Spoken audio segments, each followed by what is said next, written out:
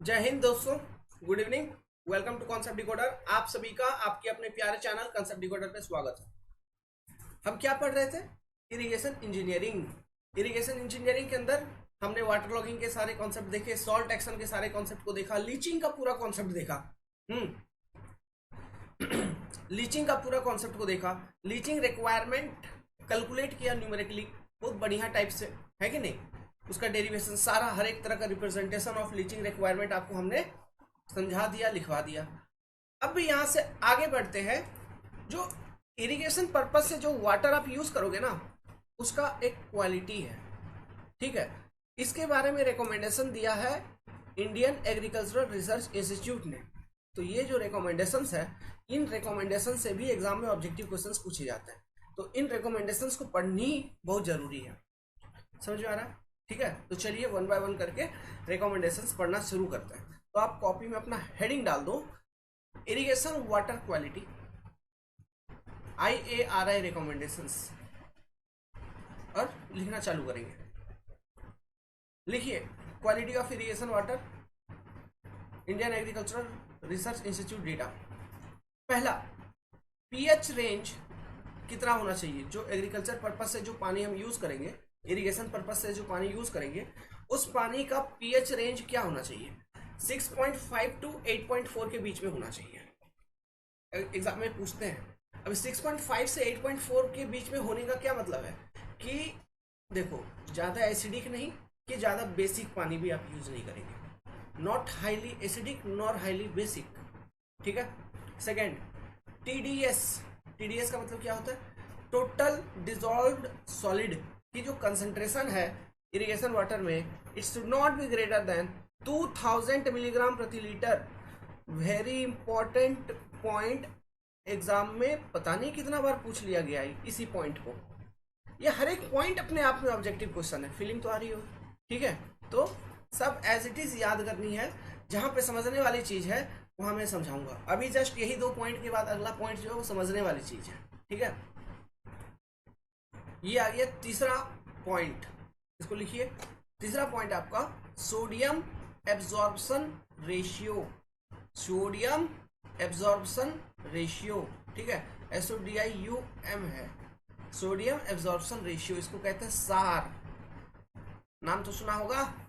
तो सार को कैलकुलेट करने का फॉर्मूला लिखो, Na plus divided by root under Ca plus 2 ion plus Mg plus 2 ion divided by 2। This is the formula for SAR. अब ये जो वैल्यू है, ये सार एक्चुअली आपने अभी अभी देखा। क्या देखा आपने अभी अभी? कि हमारा जो इरिगेशन वाटर होती है, ठीक है, जनरली इसमें जो सॉल्ट्स प्रेजेंट रहते हैं, 95%, more than 95% of salt compound are of sodium compounds, sodium salts, ठीक है। तो अदर अदर कंपाउंड्स भी होते हैं, मैग्नीशियम के भी सॉल्ट होंगे, MgSO4 होगा, MgCO3 होगा, CaSO4 होगा, है ना। अदर कंपाउंड्स के भी सॉल्ट होते हैं, कोई डाउट नहीं, नो प्रॉब्लम। लेकिन सोडियम सॉल्ट की परसेंटेज अधिक होती है, ठीक है। तो सोडियम एब्जॉर्प्शन रेशियो एक ऐसी वैल्यू है जो कि आपको ये बताएगी कि in relation to, in reference to your magnesium and calcium ions, sodium ions की परसेंटेज कितना है, सोडियम आयंस का कितना वैल्यू है। तो नीचे लिखा हुआ है, देखिए, SAR represent relative proportion of sodium ion compare to calcium and magnesium ions. बहुत इंपॉर्टेंट स्टेटमेंट, अपने आप में एक इंपॉर्टेंट फॉर्मूला। एग्जाम में, गेट वगैरह में, ESC वगैरह में, जो भी एग्जामिनेशन दो, ये ऑब्जेक्टिव क्वेश्चन तो आता ही आता है और बहुत बार आ चुका है। आप कभी ना कभी सॉल्व किए होंगे, किसी रूप में देखे होंगे, अगर आप पढ़ रहे हैं तो। नहीं तो अब सॉल्व कर लेना, ठीक है। देखो अब क्या है, इसका जो यूनिट है ना, इसका यूनिट में थोड़ा गेम है, इसको समझना होगा। एक्चुअली हमने इन्वायरमेंट इंजीनियरिंग में आपको इन सब चीज़ों को समझा दिया है, यूनिट वगैरह, ठीक है। लेकिन यहाँ पे मैं लिखवा देता हूँ, इसका यूनिट ऑफ मेजरमेंट थोड़ा अलग है। देखिए वो क्या है, जो इसका यूनिट ऑफ मेजरमेंट है Na+1, ठीक है। फिर मैग्नीशियम Mg+2 और कैल्शियम Ca+2। ये जो +1 +2 लिख रहा हूँ ये सारे क्या है बच्चे, वैलेंसी, ठीक है। और ये जो प्लस प्लस लिख रहा हूँ ये क्या हो जाते हैं, कैटायंस, ठीक है, पॉजिटिव चार्ज वाले। नाउ इसका जो यूनिट ऑफ मेजरमेंट है इसको हम मेजर करते हैं in terms of mg milligram equivalent per litre, या फिर इसको ऐसे भी लिखा जाता है m मिली इक्विवेलेंट सिंपली पर litre. This is the unit of measurement. मतलब इस वाले फॉर्मूले में, ये जो फॉर्मूला अभी आपको मिला है, जो फॉर्मूला, उस वाले फॉर्मूले में आपको इस यूनिट में इन आयंस को निकालने के बाद पुट करना होगा, तब जाके सार की वैल्यू निकलेगी। अब ये कैसे निकालोगे, देखो आपको एग्जाम में जो क्वेश्चन रहेगा ना उसमें कंसंट्रेशन दिया रहेगा। कंसंट्रेशन दिया रहेगा कहने का मतलब आपको बोला जाएगा कि जो सोडियम आयन है, एक कोई पानी का वॉल्यूम है, कोई पानी का सैंपल साइज है, उसमें बोला जाएगा कि जो सोडियम आयन की कॉन्सेंट्रेशन है ये मान लो 30 मिलीग्राम प्रति लीटर है, इतना कंसंट्रेशन है। उसी तरह मैग्नीशियम का कोई कंसंट्रेशन दे देगा, कैल्शियम का कोई कंसंट्रेशन दे देगा। अगर मिली इक्विवेलेंट में कंसंट्रेशन दे दिया है तब तो वो वैल्यू डायरेक्टली पुट कर दो, आंसर निकल जाएगा। अगर वो वैल्यू उस यूनिट में कंसंट्रेशन नहीं दिया है और कंसंट्रेशन आपको इस फॉर्म में दिया है 30 milligram per litre, 40 milligram per litre या ग्राम पर लीटर ऐसे कुछ दिया है, तो उसको हमको इस यूनिट में, जो यूनिट में फॉर्मूला में यूज करना है, कन्वर्ट करके यूज करना होगा। तो ये हम कैसे कन्वर्ट करेंगे, देखिए बड़ा सिंपल सी बात है। हम इक्विवेलेंट वेट का कॉन्सेप्ट हम यूज करते थे एनवायरमेंट इंजीनियरिंग में, जब हम अल्कलिनिटी, हार्डनेस वगैरह कैलकुलेट करते थे, याद है, याद करिए वो जमाना, वो दिन याद करिए एनवायरमेंट वाले अपने। तो वही सेम कॉन्सेप्ट यहाँ पर है। तो मैं आपको फॉर्मूला लिखवा देता हूँ, ठीक है। अगर जो नए बच्चे हैं जो एनवायरमेंट को नहीं पढ़े हैं, आप फॉर्मूला देख लीजिए, बड़ा सिंपल सा फॉर्मूला होता है इसका। अब कैसे होगा, देखिए मैं लिखूंगा, फॉर एग्जांपल मेरे को मिली इक्विवेलेंट में निकालनी थी, तो सोडियम का Na+1 का, ठीक है, का मिली इक्विवेलेंट पर लीटर क्या होगा, ये हमको बतानी है। तो कुछ नहीं होगा, इसका क्या होगा, सीधा का सीधा Na+1 का कंसंट्रेशन इन mg पर लीटर, इन मिलीग्राम पर लीटर, जो दिया है वो लिख दो, डिवाइडेड बाई इक्विवेलेंट वेट लिख दो, इक्विवेलेंट वेट। अब ये इक्विवेलेंट वेट क्या होता है, तो Na+ का अगर मेरे को इक्विवेलेंट वेट निकालना है, इसका अगर मेरे को इक्विवेलेंट वेट निकालना है, तो मैं कैसे निकालूंगा, तो इक्विवेलेंट वेट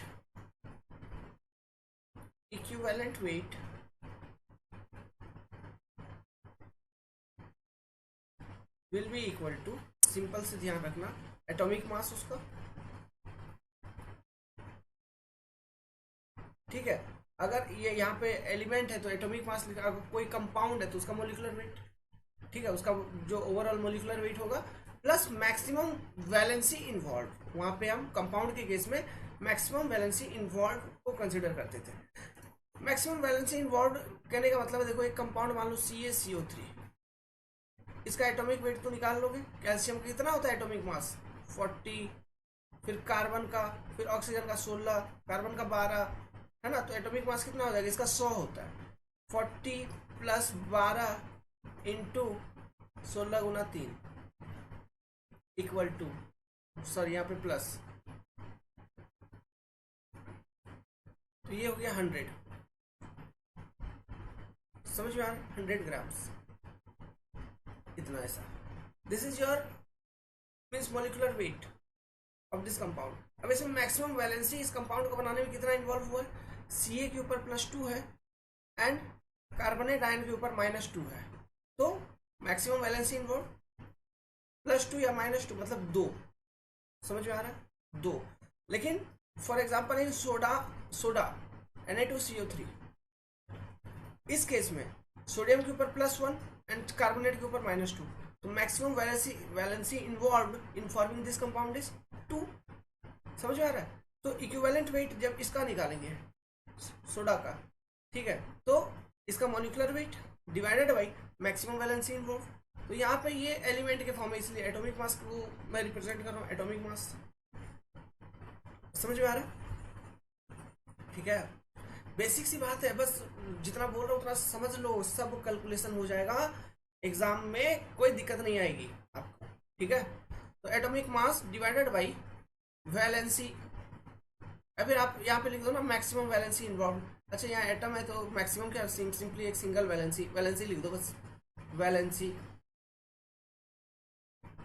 ठीक है, तो ऐसे इक्विवेलेंट वेट आपका निकल जाएगा। तो इक्विवेलेंट वेट निकल जाएगा ऐसे, तो देखिए क्या होगा, क्या करोगे आप तो सोडियम का कितना होता है Na का एटॉमिक मास 23, इसका वैलेंसी कितना 1, तो इसका इक्विवेलेंट वेट 23। नाउ इसका मैग्नीशियम का, ठीक है, इसका कितना होता है, इसका होता है मैग्नीशियम का 24, ठीक है, और इसका वैलेंसी कितना होता है +2, तो डिवाइडेड बाई 2, इक्विवेलेंट वेट 12। ये इक्विवेलेंट वेट लिख रहा हूँ, क्या लिख रहा हूँ, इक्विवेलेंट वेट, या फिर इसको हम ग्राम इक्विवेलेंट वेट भी कहेंगे, ग्राम्स में होगा जनरली। ठीक है, अब नाउ mg का हो गया, फिर किसका बच गया, कैल्शियम का Ca+2, इसका कितना होता है कैल्शियम का atomic mass 40 divided by maximum valency कितना है 2, 20 ग्राम पर इक्विवेलेंट ऐसे लिखते हैं, ग्राम पर इक्विवेलेंट, इसलिए ये मैं यहाँ पे लिख ही नहीं रहा हूँ, इसको हटा दो अभी। आप बस इतना ध्यान रखो, ऐसे इन्वायरमेंट इंजीनियरिंग में हम लोग इन सब चीज़ों को बहुत डिटेल में देखते हैं। ठीक है, यहाँ पे अभी एक क्वेश्चन कराऊंगा तो वहाँ पे उस क्वेश्चन को सॉल्व करने में ये सारा सिस्टम क्लियर हो जाएगा, सब समझ में आ जाएगा। ठीक है, तो ये मान के चलो ऐसे इक्विवेलेंट वेट हम निकालते हैं। तो जो भी आपको कंसंट्रेशन दिया रहेगा कि एक सॉल्यूशन है उसमें 30 मिलीग्राम पर लीटर का है, तो वो 30 ऊपर लिखोगे divided by this equivalent weight कर देंगे, तो हमको मिली इक्विवेलेंट में निकल जाएगा, है कि नहीं? याद देखो फॉर्मूला क्या लिखवा है हमने आपको, ये तो लिखवा रहा हूँ फॉर्मूला, इसका मिली इक्विवेलेंट में निकालना है, तो इसका जो भी कंसंट्रेशन दिया है वो लिखो mg पर लीटर में, डिवाइडेड बाय इक्विवेलेंट वेट कर दो। इक्विवेलेंट वेट ऐसे निकाल लोगे, लिखवा दिया हूँ इक्विवेलेंट वेट, समझ में आ रहा है? इस तरह से पुट करके निकाल लेंगे मिली इक्विवेलेंट में, फिर ये जो वैल्यू आएगा इस वैल्यू को वो सार वाले इक्वेशन में यूज करेंगे, सार का वैल्यू निकाल लेंगे। अब सार का वैल्यू क्या रिप्रेजेंट कर रहा होगा, relative proportion of sodium ions in comparison to calcium and magnesium ions. Calcium and magnesium ion के कंपैरिजन में सोडियम आयन की कितनी परसेंटेज है, मतलब उसको कितना ज्यादा है, यही चीज समझ में आ रहा है? ठीक है, एक्चुअली यहाँ पे मैं यूनिट को क्यों काट दिया, मैंने यूनिट को इसलिए काट दिया ना, जब मैं एक क्वेश्चन को कराऊंगा, ठीक है, तो वहां पे ये सब पिक्चर और ज्यादा आपको क्लियर हो जाएगा, अभी उतना ज्यादा क्लियर नहीं हो पाएगा। क्वेश्चन देखेंगे पढ़ेंगे तो फिर जब हम क्वेश्चन को सॉल्व करेंगे ना, तो उसमें मैं वहां पे और क्लियर कट एक्सप्लेन कर दूंगा। हाँ, बाकी यही चीज हमको करनी, इतनी ही करनी है, मतलब ये वैल्यू तो हमेशा यही है, 23, 12, 20 हमेशा रहेगा, ये वैल्यू चेंज नहीं। यूनिट एक्चुअली हम ग्राम पर इक्विवेलेंट लिखते हैं, ठीक है, वो लिखने का हमारा तरीका होता है, तो वो मैं आगे चल के समझाऊंगा आपको क्वेश्चन सॉल्व करते वक्त, क्योंकि क्वेश्चन में देखिए कंसंट्रेशन ग्राम पर लीटर में दे सकता है, एमजी पर ग्राम एमजी पर लीटर में दे सकता है, कुछ भी वैल्यू में दे सकता है। सो जब मैं क्वेश्चन करूंगा तब आपका आइडिया और क्लियर हो जाएगा, इसलिए अभी मैं कुछ यूनिट नहीं लिख रहा हूँ। आप इक्विवेलेंट वेट इक्वल टू ऐसे हम लिखते हैं, ऐसे ये सब लिख लीजिए, this is your equivalent weight. ठीक है, अब ये जो टेबल है बहुत इंपॉर्टेंट टेबल है, डायरेक्ट क्वेश्चन, ठीक है, आपको एग्जाम में मेंस का क्वेश्चन रहता है जिसमें, तो मान लीजिए ऑब्जेक्टिव में भी रहता है, ऐसा नहीं, मेंस में भी रहता है, वो आपको सार का वैल्यू को कैलकुलेट करवाएंगे, फिर इस टेबल से पूछेंगे आप ये क्लासिफाई करो कि वाटर जो आपका निकला, जो ये वाटर था वो किस कैटेगरी में आता है, किस टाइप का पानी है, तो ये टेबल फिर वहां पे इंपॉर्टेंट हो जाता है ना, कि classification of irrigation water based on SAR। लिखिए टेबल बनाइए, वैल्यू ऑफ सार इधर क्लासिफिकेशन, सार का वैल्यू अगर 0 से 10 तक है, 0 से 10 तक, ठीक है, अगर ऐसा वैल्यू आ गया सार का 0 से 10 तक, तो उसे हम कैटेगरी करते हैं S1 category of water. S1 कहने का मतलब है लो सोडियम वाटर, इसको हम कहेंगे लो सोडियम वाटर। अगर सार का वैल्यू 10 से ज्यादा या 10 के बराबर और 18 से कम तक का वैल्यू अगर आ गया तो उसे हम कहेंगे H2 या फिर medium sodium water. Medium sodium water, H2 मतलब मीडियम सोडियम वाटर। 18 या उसके बराबर और 26 से कम अगर आपके सार की वैल्यू आ गई, उसे हम कहेंगे H3 high sodium water. High sodium water. सार का वैल्यू अगर 26 से अधिक है तो इसे हम कहेंगे S4 very high sodium water. अभी इसका अपर लिमिट के ऊपर कोई लिमिटेशन नहीं है, कुछ भी हो सकता है ना, कंसंट्रेशन सॉल्ट की कुछ भी हो सकती है। ऐसा पानी है सलाइन वाटर, समुद्र का पानी, उसमें कुछ भी कंसंट्रेशन हो सकता है ना। तो ये तो वाटर का सॉल्ट कंसंट्रेशन के ऊपर आप डिस्कशन कर रहे हैं, और ये हम निकाल रहे हैं बेस्ड ऑन क्या, वो उस पानी का निकाल रहे हैं जो अपने एग्रीकल्चरल लैंड में है उसका। हम समुद्री पानी का सॉल्ट कंसंट्रेशन का बात इधर नहीं कर रहे हैं, उसमें तो कुछ भी हो सकता है, तो इसलिए सॉल्ट कंसंट्रेशन का वैल्यू कुछ भी हो सकता है। समझ में आ रहा है? इसलिए कोई अपर लिमिट नहीं, ग्रेटर देन 26 कह दिया ये, ठीक है। मिनिमम लिमिट है 0, 0 से कम नहीं हो सकता। 0 से कम कैसे होगा, 0 मतलब नहीं है, खत्म बात, उससे कम नेगेटिव वैल्यू का कोई मतलब नहीं है। तो ये रेंज आप याद रखना, पहला रेंज 0 से शुरू होके लेस देन 10, इक्वल टू नहीं है, इधर इक्वल टू नहीं है, लेस देन 10 है। फिर सेकेंड रेंज में 10 या उसके बराबर, 10 से लेके 18 से कम, फिर 18 से लेके 26 से कम, फिर ग्रेटर देन 26। ये ऑर्डर याद रखना। इस डिपेंडिंग ऑन दैट हम S1, S2, S3, S4 का वैल्यू कैलकुलेट करते हैं। मान लो क्वेश्चन सॉल्व किए, सार का वैल्यू आ गया 10, मान लो एग्जैक्टली आ गया 10, तो कौन सा कैटेगरी होगा, S1 या S2? S2, ठीक है, क्योंकि S2 में 10 के बराबर से लेके 18 से कम तक। मान लो सार का वैल्यू आ गया 17.5, 17.92, तो क्या होगा, S2। समझ में आ रहा है? अगर ये 18 आ जाएगा तो S3 चला जाएगा। ये चीज इसकी मतलब होती है, ठीक है। तो एग्जाम में इस तरह के करीब करीब रिजल्ट के ऊपर भी आपसे चीजें पूछी जा सकती है। सो ये लिमिट के वैल्यूज को भी ध्यान रखना बहुत जरूरी है। 10, 18, 26, 10, 18, 26, समझ में आया? मतलब क्या, 10 में 18 जोड़ो, कितना हो गया 28, उससे 2 घटा दो 26, 10, 18, 26, 10, 18, 26, ठीक है, याद रहेगा। टेबल इंपॉर्टेंट है, लो फिर मीडियम फिर हाई फिर वेरी हाई, लो मीडियम फिर हाई फिर वेरी हाई। अब बताओ इरिगेशन के लिए कौन सा पानी सुटेबल होगा? वो पानी सुटेबल होगा जिसमें सोडियम आयन की कंसंट्रेशन कम, मतलब लो सोडियम आयन कंसंट्रेशन वाला सुटेबल होगा, ठीक है। वेरी हाई वाला सुटेबल होगा क्या? वेरी हाई वाला बिल्कुल आप यूज नहीं कर सकते, ठीक है। So S1 is suitable, S4 is not suitable. Simple clear सी बात है, S1 इज सुटेबल और S4 category of water is not suitable for irrigation purpose, but S1 is good water, very much suitable.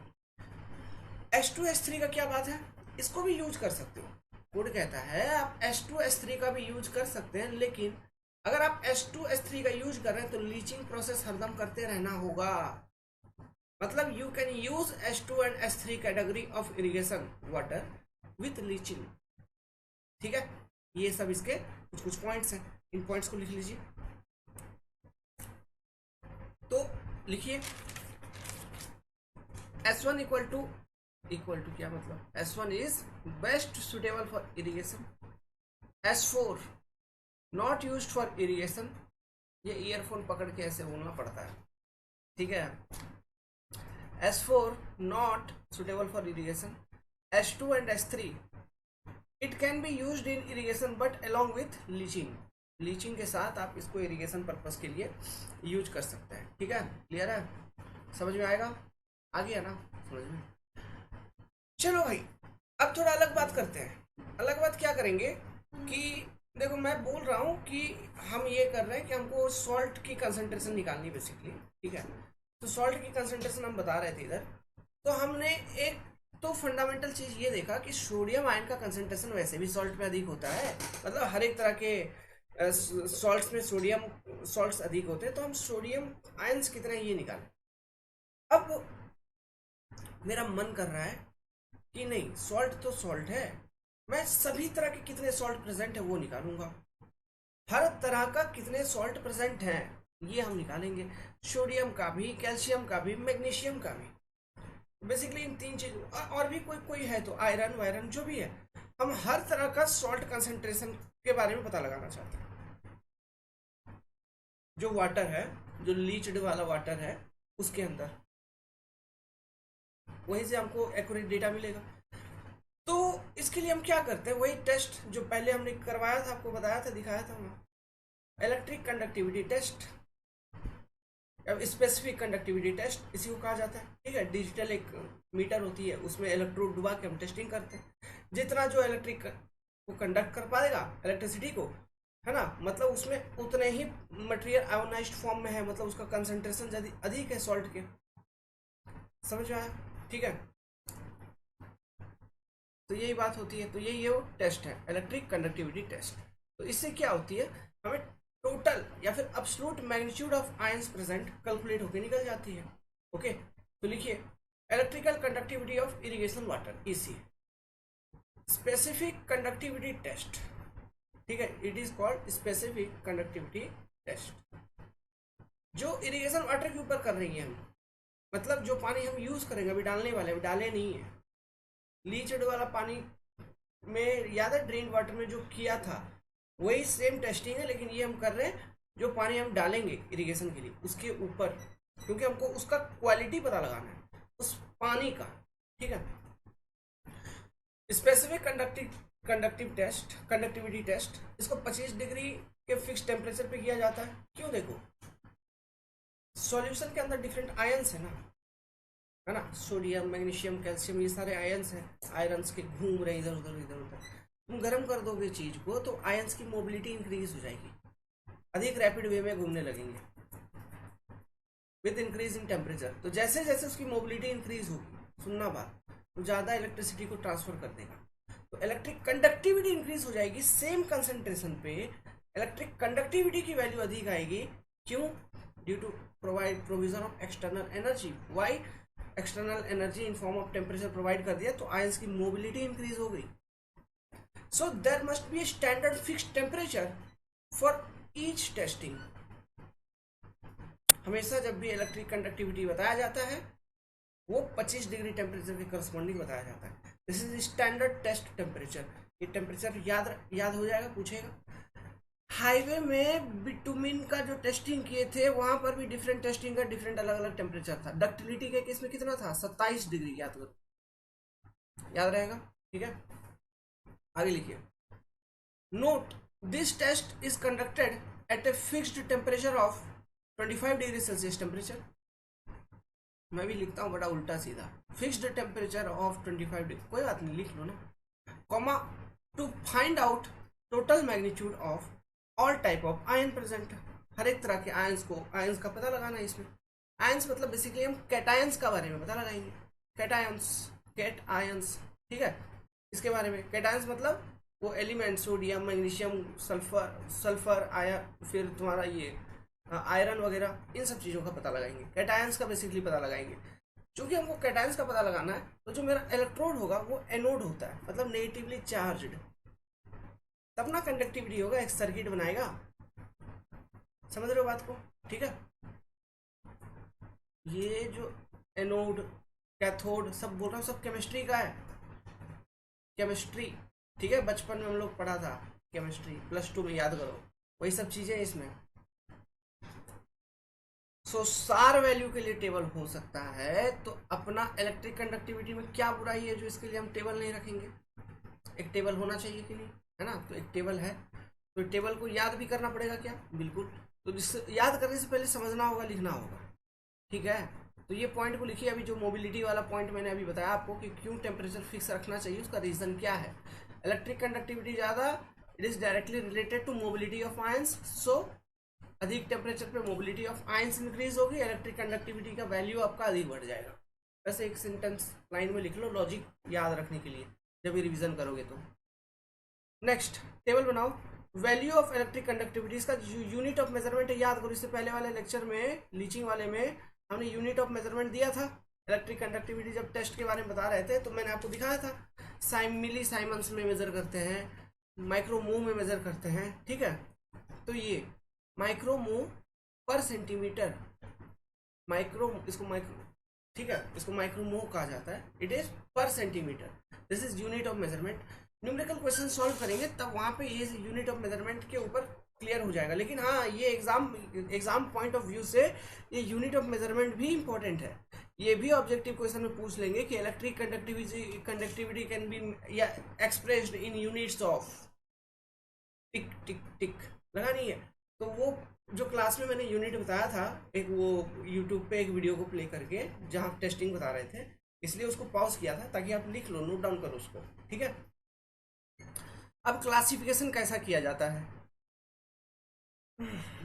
Electric conductivity की value अगर less than equal to 2, यहाँ पे देखो less than equal to भी है, मतलब 0 से लेके 250 मान के चलो। 0 तो देखो कभी भी नहीं होगा, कुछ ना कुछ हमेशा रहता ही रहता है, 0 जनरली नहीं होती है। अगर कहा गया अगर लेस देन 250 है इलेक्ट्रिक कंडक्टिविटी की value 250 micromho per centimetre, 250 micromho less than equal to 250 micromho per centimetre तक है, तो उस पानी को हम C1 पानी कहते हैं, जिसका मतलब है लो कंडक्टिविटी वाटर।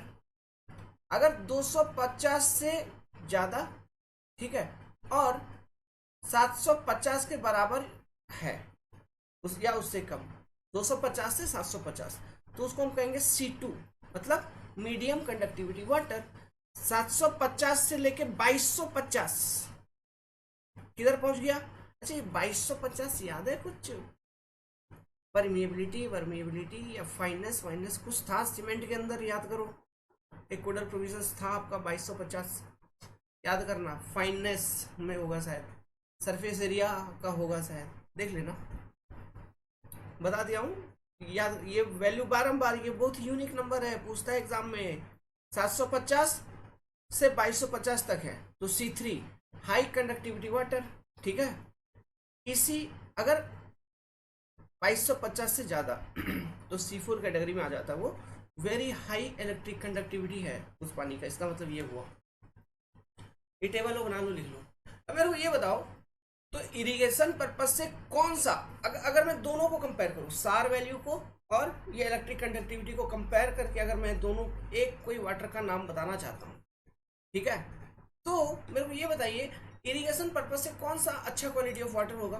क्या मैं फॉर इरिगेशन में ऐसा लिख सकता हूँ कि S1C1 category of water, S1C1 जो वाटर की कैटेगरी होगी, it is best suitable for irrigation, और S4C4 जो कैटेगरी ऑफ वाटर होगा वो सबसे घटिया पानी होगा इरिगेशन के लिए, उसको हम बिल्कुल यूज नहीं करेंगे। करेंगे क्या? नहीं करेंगे। समझ में आ रहा है क्यों नहीं करेंगे? करेंगे तो भाई वो तो सॉल्ट कंसेंट्रेशन बढ़ा देगा ना, सॉल्ट कंसेंट्रेशन बढ़ा देगा तो बंजर बना देगा ना जमीन को, खेती किस पे करोगे? समझ रहे हैं आप? ठीक है, तो आप S1C1 का इस्तेमाल करेंगे, दिस इज बेस्ट सुटेबल। और बाकी का अगर बीच में यूज करें तो विथ लीचिंग प्रोसेस, जैसा कि S2 एंड S3 के बारे में कहा किसने? इंडियन एग्रीकल्चरल रिसर्च इंस्टीट्यूट ने, कि अगर आप इस स्टैंडर्ड का वाटर को यूज करेंगे तो आप यूज करिए, कोई बात नहीं, लेकिन साथ साथ लीचिंग भी करते रहिए, वो बोला था उन्होंने। तो लीचिंग के साथ हम यूज कर सकते हैं, लेकिन अगर दोनों को कंपेयर करके बोलूं तो this is best suitable S1C1। तो ये एग्जाम में आपसे आएंगे, आपसे कैलकुलेट करवाएंगे और पूछेंगे, बोलेंगे कैटेगरी, मतलब उसका कैटेगरी बताइए, C1 कैटेगरी का है, C2 कैटेगरी का, C3 C4 क्या कैटेगरी का। जब तक आप ये टेबल आपको ध्यान में नहीं रहेगा, नहीं बता पाओ, या फिर पूछ लेगा वो उसका कंडक्टिविटी का लेवल पूछ लेगा डायरेक्टली, मतलब लो है, मीडियम है, हाई है, वेरी हाई है, क्या है, ये क्वेश्चन पूछ लेगा। आपको C1 C3 नहीं पूछना, आप छोड़ दो। मीडियम कंडक्टिविटी है या हाई कंडक्टिविटी क्या है, ये पूछ लेगा। समझ में आ रहा है? तो ये रेंज के करस्पॉन्डिंग कंडक्टिविटी को क्या कहते हैं? लो, मीडियम, हाई, वेरी हाई। याद रखने का टेबल है, शॉर्ट नोट्स में जाएगा आपका, है ना। टाइम टू टाइम याद करनी है इसको, एग्जाम तक याद करनी है इसको। क्लियर है? अब एक नोट बना के अपडेट करिए, आगे लिखिए, कंटिन्यू करिए। Best suited water is C1H1 category का बेस्ट सुटेबल वाटर होगा। वर्स्ट क्वालिटी ऑफ वाटर, सबसे बेकार क्वालिटी ऑफ वाटर होगा आपका C4H4 क्वालिटी का। ठीक है, इसको अपडेट करिए। फिर आगे लिखिए, फिफ्थ पैरामीटर हम जो स्टडी करेंगे it is your boron quantity.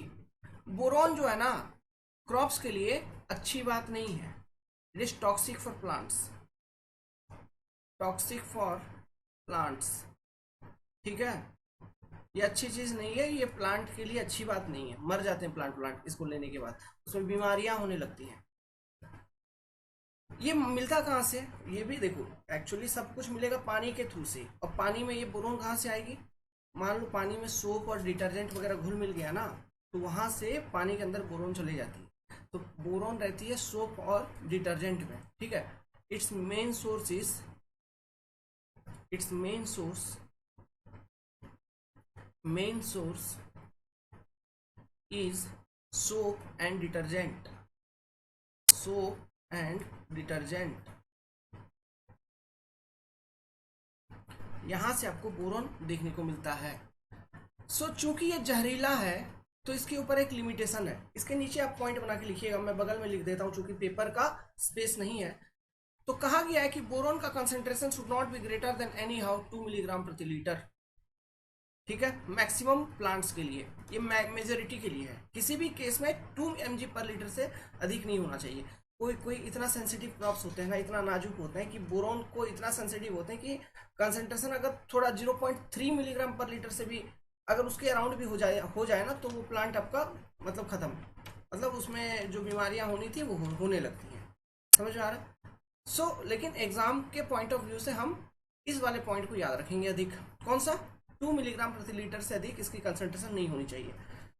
एक चीज आपको बता दूं, सोप एंड डिटर्जेंट के अंदर बोरोन ही नहीं फास्फोरस भी पाई जाती है। इसके अंदर फास्फोरस भी पाई जाती है, जिसको हम पी कहते हैं। लेकिन ये फास्फोरस की जो कंसंट्रेशन है ये क्रॉप के लिए टॉक्सिक नहीं है, प्लांट्स के लिए टॉक्सिक नहीं है। अरे देखो ना, NPK का नाम क्या है, ये फर्टिलाइजर है ना, तो इसमें देखिए फास्फोरस हम यूज करते हैं, मतलब एज ए फर्टिलाइजर आप फास्फोरस प्रोवाइड करते हो प्लांट्स को, तो ये न्यूट्रिएंट्स के रूप में काम करती है। क्लियर है, ये कैसे काम करती है, as in form of nutrients जो कि उसके ग्रोथ को असिस्ट करता है।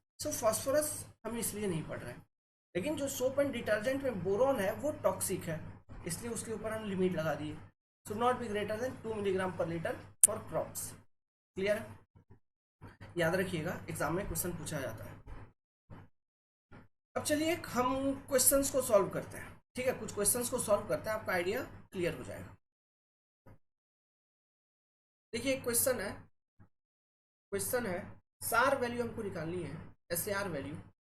ठीक है, सार वैल्यू निकालनी है और उस वाटर को क्लासिफाई भी करना है। तो देखिए इसमें दिया हुआ है सोडियम आयन का कंसंट्रेशन Na+ 345 मिलीग्राम प्रति litre, this is the concentration. Calcium का Ca2+ का 60 mg पर लीटर। मैग्नीशियम का Mg+2 का 18 mg पर लीटर, यही क्वेश्चन दिया हुआ है। अब आपको सार का वैल्यू बताना है। इसका सार का वैल्यू बताने के बाद आपको बोलना है, ये बोलना है कि ये पानी किस कैटेगरी का है, इसकी क्लासिफिकेशन क्या है, ये आपको बतानी है। तो सार का इक्वेशन क्या है, SAR equal to sodium ion का concentration Na+ divided by root under of calcium ion Ca+2 + Mg+2 divided by 2 की नहीं, यही फॉर्मूला था अपना। ठीक है, अब इसमें यूनिट ऑफ मेजरमेंट क्या था, Na+ का Ca+ का, ये मिली इक्विवेलेंट पर लीटर में था। मैं याद करिए उसको किस में था, मिली इक्विवेलेंट पर लीटर में था। यहाँ पे आपको दिया गया है, कंसंट्रेशन दिया है इन form of milligram per litre, तो इसको हमको मिली इक्विवेलेंट पर लीटर में कन्वर्ट करनी होगी। तो ये करना बहुत आसान है। देखिए हमको निकालना है, मतलब Na+ का मतलब कितना, 345 mg पर litre of sodium ion concentration Na+ को हमको एक्सप्रेस करना है इन मिली इक्विवेलेंट पर लीटर, MEQ पर लीटर। तो हम कैसे एक्सप्रेस करेंगे? देखिए, मैंने आपको बोला सबसे पहले जो भी इसका कंसंट्रेशन दिया है इसको पहले छापो। 345 दिया, 345 milligram per litre divided by equivalent weight. Equivalent weight मतलब एटॉमिक मास अपन वैलेंसी। तो इसका कितना लिखवाया था मैंने? 23। तो 345 divided by 23 which will be equal to your 15 milli equivalent per litre. ये हो गई 15। उस तरह से आपका कैल्शियम का कितना दिया? 60। तो 60 mg पर लीटर ऑफ Ca+2 को आपको एक्सप्रेस करना है मिली इक्विवेलेंट पर लीटर में। तो 60 को छापो पहले, तो 60 mg पर लीटर डिवाइडेड बाई Ca का आपका क्या equivalent weight means 40 divided by 2 20, ठीक है, मतलब ये 20 ग्राम। तो ये कितना हो जाएगा? 3 हो जाएगा क्या? 3 मिली इक्विवेलेंट प्रति लीटर। इसी तरह से मैग्नीशियम का समझ में आ रहा है? 18/12 और कुछ होगा नहीं, 18/12 ओके। मतलब मैग्नीशियम का 1.5 हो जाएगा। देखिए मैग्नीशियम का 1.5 मिली इक्विवेलेंट पर लीटर। तो इन वैल्यूज को डाल दो SAR वाला फॉर्मूला में। क्या वैल्यू है आपका? 23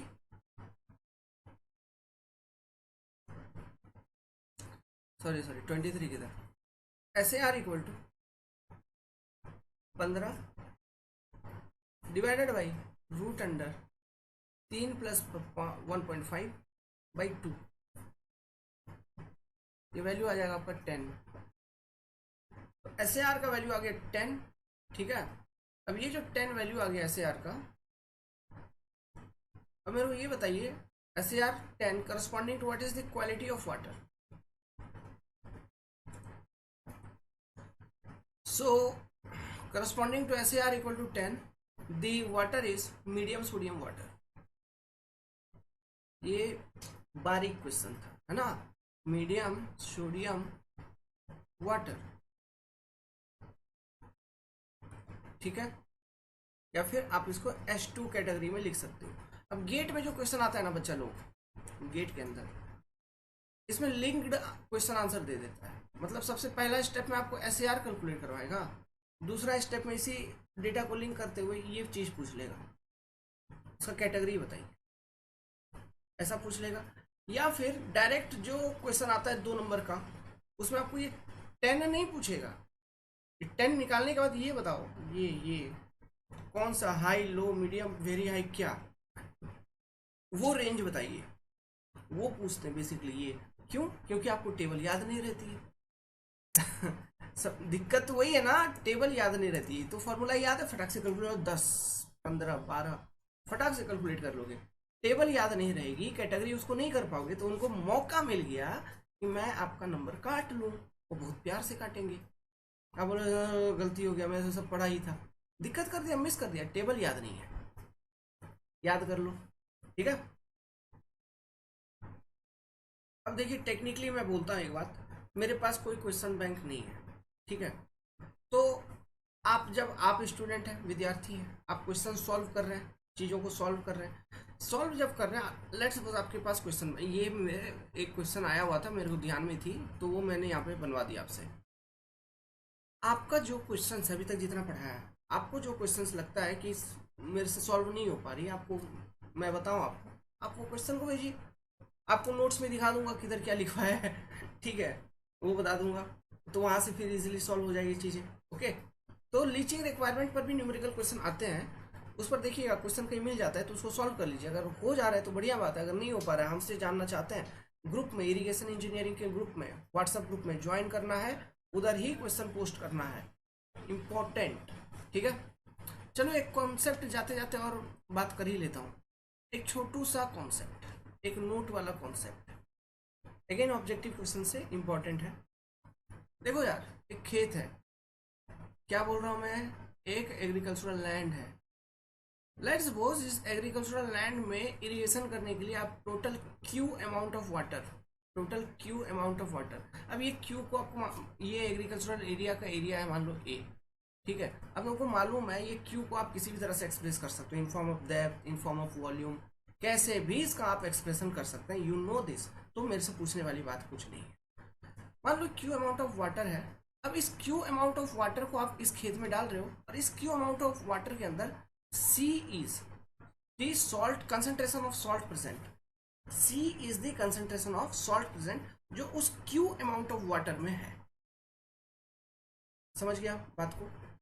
जब तुम इस पानी को खेत में अप्लाई करोगे, जब आप इस पानी को खेत में अप्लाई किया मान लो, ठीक है, तो अप्लाई करने के बाद मेरे को ये पता लगानी है कि what will be concentration of salt in this soil, ये जो सॉइल है इसमें कंसंट्रेशन ऑफ सॉल्ट क्या होगा अगर अगर ऐसा हुआ कि यहाँ से Cu amount of water as a consumptive use हो गई। Cu amount of water is used by the crop, consumptive use in form of water requirement, plant ने यूज कर दिया, वो खत्म हो पानी। दूसरी चीज मैं ये बोल रहा हूँ कि सम रेनफॉल यहाँ पे हुआ था, यूजफुल रेनफॉल या फिर इंपॉर्टेंट रेनफॉल या फिर इफेक्टिव रेनफॉल, पी इफेक्टिव या पी यूजफुल रेनफॉल। अच्छा, ये इफेक्टिव रेनफॉल जो यहाँ हम पढ़ रहे हैं और हाइड्रोलॉजी में जो पढ़ते हैं वो दोनों अलग अलग बातें हैं। यहाँ हम यूजफुल रेनफॉल या इफेक्टिव रेनफॉल कहते हैं इन टर्म्स ऑफ क्रॉप, कि क्रॉप कितना, उस रेनफॉल का कितना हिस्सा क्रॉप अपने ग्रोथ में यूज कर रहा है, that is your P useful या पी इफेक्टिव हियर। लेकिन वहाँ पर जो इफेक्टिव रेनफॉल थी, बेस फ्लो हो जाने के बाद कितना पानी अपियर करता है इन रन ऑफ, वो रेनफॉल जो है जो रन ऑफ में कंट्रीब्यूशन देती है, that is your what effective rainfall in hydrology. Here it is different, crop कितना यूज कर रहा है, बेसिक क्लियर। तो मान लो ऐसा कुछ सिचुएशन हुआ, मतलब आपने क्यू पानी डाला था जिसमें सॉल्ट का कंसंट्रेशन था C, फील्ड में डाल दिया, फील्ड में बरसात भी हुई, फिर फील्ड से पानी भी बाहर निकला, क्रॉप ने लिया, तो देखो पानी का लेवल चेंज हुआ, मतलब पानी का वॉल्यूम ओवरऑल कहीं ना कहीं चेंज हो रहा है। क्यू वॉल्यूम ऑफ वाटर में C कंसंट्रेशन थी सॉल्ट की, फिर आपने पानी फिर सॉइल में डाल दिया, उसमें कुछ पानी और मिला, तो सॉल्ट का कंसंट्रेशन कम हो जाएगा, फिर कुछ पानी वहां से कम हो गया, तो ऐसा मतलब करोगे ओवरऑल। क्या कहना चाहता हूँ कि डाइल्यूशन हो जाने के कारण सॉल्ट का कंसंट्रेशन इन दिस सॉइल हो सकता है कम हो जाए, हो सकता है कम हो जाए। तो इस तरह से कुछ क्वेश्चन बना के दे देते हैं, तो आपसे पूछेंगे इस सॉइल का सॉल्ट का कंसंट्रेशन क्या है ना, तो सॉल्ट कंसंट्रेशन इन सॉइल कैसे निकालोगे, सॉल्ट कंसंट्रेशन इन सॉइल कैसे निकालेंगे आप, सिंपल है, Q इंटू सी। अब ये जो Q है ये किसी भी यूनिट में होगा, जिस यूनिट में आप, अब अगर डेप्थ के यूनिट में इसको Q को ले रहे हो तो P इफेक्टिव को डेप्थ के यूनिट में लो, Cu को डेप्थ के यूनिट में लो, अगर Q को आप वॉल्यूम में ले रहे हो उनको भी वॉल्यूम में ले लो, बस इतना ही बात है, ठीक है। अब कंसंट्रेशन जो यूनिट में दिया रहेगा वो दिया रहेगा, divided by Q minus consumptive use खत्म हो गई, रिमूव हो गई, क्योंकि वो तो क्रॉप ने यूज कर लिया तो वो पानी सॉइल में है ही नहीं, तो माइनस Cu, फिर सॉइल पे कौन सा पानी आया था, P effective. By using this equation relationship you can easy calculate the value of salt concentration in soil. ये देखिएगा ये कम हो सकता है, ठीक है, कम या अधिक, अधिक बेसी हो सकता है, डिपेंडिंग ऑन कि कितना इनपुट वाटर दिया है, कितना आउटपुट वाटर दिया है। ओके, ये एक नोट बना के आप लिख लीजिए। Okay, to finding the concentration of salt in soil, याद रखना कंसेप्ट को, ऑब्जेक्टिव क्वेश्चन में आ सकता है, ठीक है। सो इसी के साथ मैं इस वीडियो को एंड करता हूँ, क्या समझे। नेक्स्ट वीडियो क्लास में अपन चालू करेंगे design of under drainage system, सब सरफेस ड्रेनेज सिस्टम, ठीक है। Thank you, join the group. Video अच्छा लग रहा है ठोको लाइक, और क्या करेंगे, एनरोल करना है एनरोल करिए। इरिगेशन इंजीनियरिंग में कंप्लीट एनरोल करना है 499 रुपीज़। हमारा कॉन्टैक्ट नंबर फ्लैश हो रहा है, ठीक है। एंड्रॉयड ऐप डाउनलोड कर लीजिए। चैनल को अगर पहली बार देख रहे हैं तो आपका स्वागत है, मैं पीयूष परासर, ठीक है। सिविल इंजीनियरिंग आपको मैं कंप्लीटली सिखा दूंगा। इस देखो यार ये मालूम है अभी क्या, आईआरएमएस, एक कहानी सुनो, आईआरएमएस को लेके हम सबने मिलके प्रोटेस्ट किया। वे जो बड़े बड़े कोचिंग आपके हैं जहां आपने 60,000 70,000 लाख 2 लाख रुपया दे के पढ़ा, वो लोग तो आपके सामने आए नहीं, आपको सपोर्ट करने आए क्या? बिल्कुल नहीं आए। फाइनली उन्होंने ट्वीट किया कि यूपी में योगी, दिल्ली में नेक्स्ट आईएएस, मेड इजी। अरे उनको मतलब नहीं है, दो उधर कॉर्पोरेट स्टूडेंट के साथ बहुत प्रॉब्लम हो रहा है, वो पैसा लूट लिए, वो तो अमीर है, तुम भिखारी, तुम घर में रोड में घूम रहे हो। क्या किया पढ़ के? निहाल कर लिया। अरे ऐसे गली गली में मेडिसी के स्टूडेंट घूमते रहते हैं। मतलब बुरा नहीं फील करने का, मैं ये बोल रहा हूँ, कोई भी स्टूडेंट घूमते रहता है, ऐसा कोई ये नहीं है। मेरा कहने का मतलब ये था कि ऐसा कुछ नहीं है कि आप जाएंगे उधर तो आप बन जाएंगे महान। अरे ऐसा कुछ भी नहीं है। पढ़ाई करने से महान बनेगा, महान बनोगे आप, प्रैक्टिस करने से महान बनोगे। वो एक मिसकॉन्सेप्शन दिमाग में डाल दिया गया, लूट लिया गया आपको, और वो हो ही रहा है, चल ही रहा है सिस्टम हमारा। देखो मैं कहाँ 3,499 की जो भी दिख रहा है 499, कहाँ 30,000 भी छोड़ो, 30,000 तो छोड़ो, उसका भी डबल ट्रिपल, तब जाके ये पेपर सीखते हो। क्या घंटा इसमें रखा हुआ है बताओ? समझ में आ रहा है कि नहीं चीज? जो स्टूडेंट उधर से पढ़ के आया वो भी सॉल्व कर लेगा, जो आप इधर पढ़ रहे हो वो आप भी सॉल्व कर लोगे, कोई डिफरेंस नहीं। पढ़ाई पढ़ाई होती है भाई, कहीं से भी पढ़ो। पढ़ाई सब्जेक्ट सब्जेक्ट, सॉल्ट मतलब सॉल्ट, वो कुछ बोलेगा सॉल्ट, हम कुछ बोलेंगे सॉल्ट, एक ही बात होगा। समझ नहीं है कि सॉल्ट क्या है? बोला एक कंपाउंड है सॉल्ट, इसका प्रॉपर्टी क्या है? पानी में डालो आयंस में कन्वर्ट हो जाता है, डिसोशिएट होना शुरू हो जाता है, मतलब वाटर एब्जॉर्बिंग प्रॉपर्टीज है। बस जितना बेसिक चाहिए हो गया, समझिए बात को। वेल ठीक है, मैं ज़्यादा इन सब चीज़ों पे कमेंट नहीं करना चाहता हूँ, एक करता हूँ तो मैं अभी मैं ही इल माइंडेड हो जाता हूँ, मेरे को ही आप लोग कमेंट करने लगोगे सर ऐसा वैसा। छोड़िए वो सब हटाइए, हम पढ़ते रहेंगे। जय हिंद। नाइस। अरे मैं इस तरह का बात ही करता हूँ ना, मैं खुद बहुत डीमोटिवेटेड हो जाता हूँ ऐसे बातों से, पर्सनली, मतलब अंदर से मैं अच्छा फील नहीं करने लगता कि क्या हो रहा है, क्या हो रहा है, क्या हो रहा है, ऐसा सोच के। हाँ ठीक है, ख़त्म करता हूँ इधर, रोकता हूँ। Bye, good luck, take care.